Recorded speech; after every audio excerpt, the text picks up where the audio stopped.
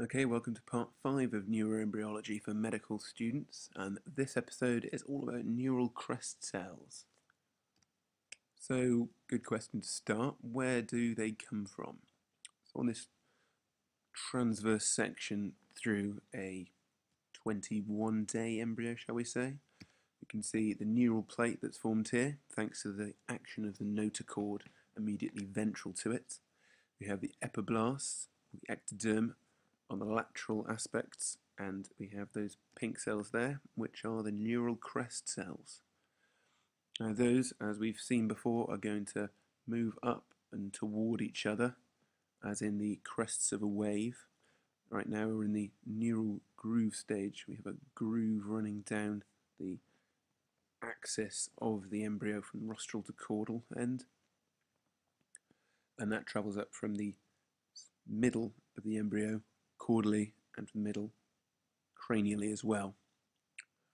So those crest cells contact each other, the ectoderm and the neural tube cells to contact each other, and they fuse and move away from each other.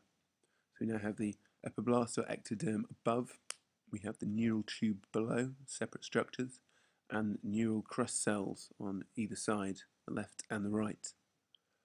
So that's where they come from, but what exactly do they do? Well, it's actually a very long list as to what they do. It's got endocrine function.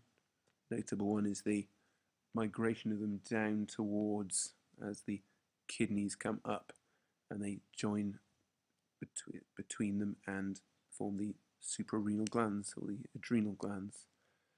So other endocrine functions that they have are obviously the enterochromaffin.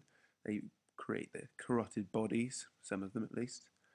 The parafollicular cells of the thyroid as well are all down to the neural crest cells. Mesectoderm. Okay, so this is the thing like odontoblasts and things that make up your teeth, a lot of connective tissue, a lot of tendons for the muscles in your face, the skin and tendons of your face and your neck, and a lot of connective tissue.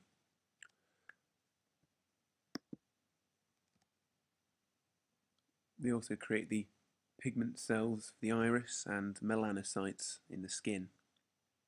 They also have a lot of function in the peripheral nervous system. They myelinate all of the peripheral nerves, the autonomic and the somatosensory as well.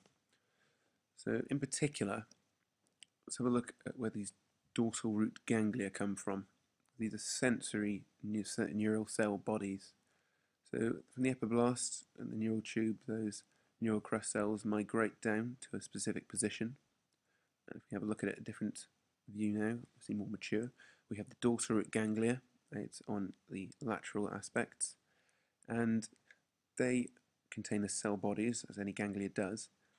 And from those cells which have differentiated from the neural crest cells, axons grow back towards the spine, enter into the posterior part of the spine, or the dorsal spine, and up towards the brain, and so they can relay information from the peripherals up towards the brain, sensory system, and obviously those nerves move out to neuralate the rest of the body. Motor cells, however, grow down from the brain toward down the spinal column and then out. They then mix up with the sensory nerves and create mixed spinal roots, as we see in the mature spinal cord. Neural crest cells do give rise to Schwann cells, which myelinate all of the peripheral nerves, including the motor neurons. But it's notable that they don't actually create the motor neurons themselves. So we've heard a lot about what are due to the differentiation of neural crest cells, but can you remember what isn't involved?